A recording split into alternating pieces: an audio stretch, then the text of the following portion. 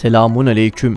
Bugün miladi 21 Şubat 2022, Hicri 20 Recep 1443 Pazartesi. Günün ayeti. Ey iman edenler! Allah'ın sizin için helal kıldığı güzel şeyleri haram kılmayın ve haddi aşmayın. Şüphesiz Allah haddi aşanları sevmez. Günün hadisi. Kim bizim şu dinimizde olmayan bir şey ihdas eder ve onu dine katmaya çalışırsa o reddedilir. Tarihten haberdar olmak için tarihte bugün neler yaşandı hep birlikte bakalım. 1939 Türkiye İspanya'daki Franco rejimini resmen tanıdı.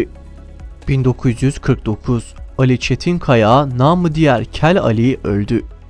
1953 Francis Crick ve James Watson DNA molekülünün yapısını keşfetti. 1963 Eski Milli Birlik Komitesi üyelerinden Alparslan Türkeş ve Numan Esin sürgünden Türkiye'ye döndü.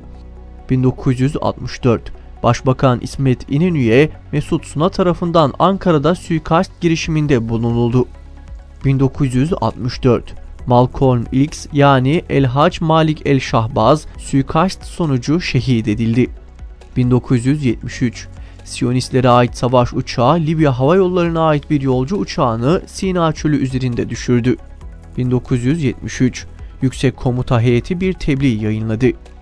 1999 Uluslararası Ana Dili Günü UNESCO tarafından 17 Kasım 1999'da 21 Şubat olarak açıklanmıştır.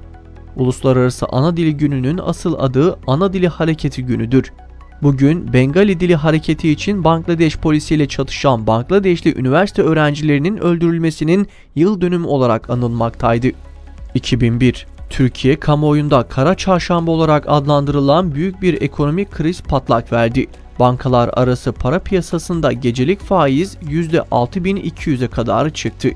2005 Adalet Bakanı Cemil Çiçek son 3 yılda yaklaşık 53.000 telefonun dinlendiğini açıkladı.